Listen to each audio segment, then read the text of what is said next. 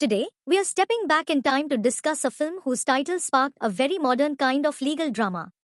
It's a tale of a big budget Bollywood film and a small boutique brand, both vying for the same name.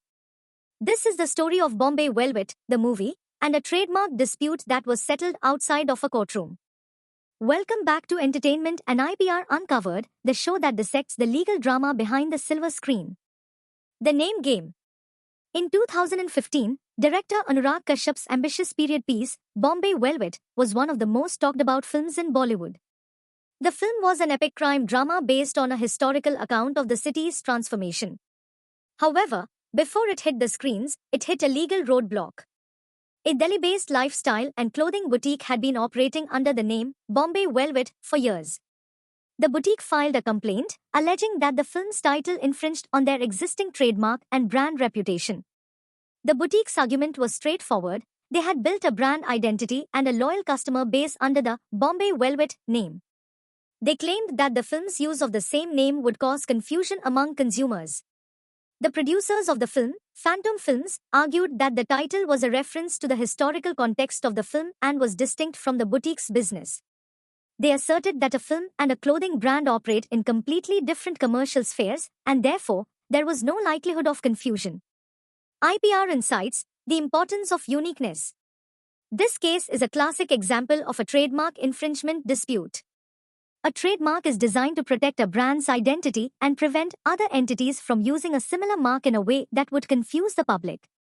While both the boutique and the film used the same name, the legal question was whether a reasonable person would mistakenly believe the film was produced or endorsed by the boutique, or vice versa.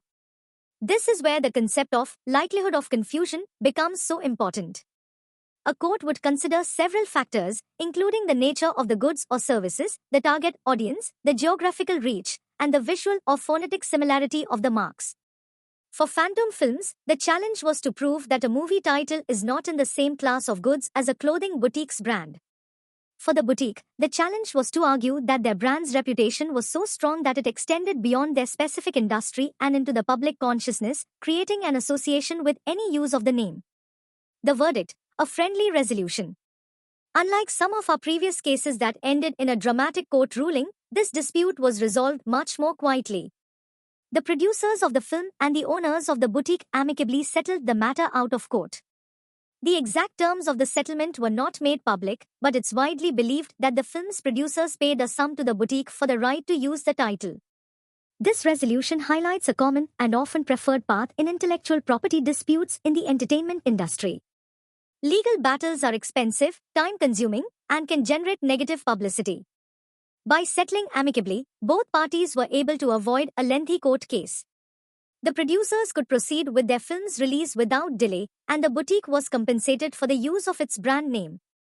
This outcome proves that sometimes, the most strategic move is to negotiate a fair agreement rather than fight a costly legal war. What do you think of such amicable resolution? Let us know in the comments below.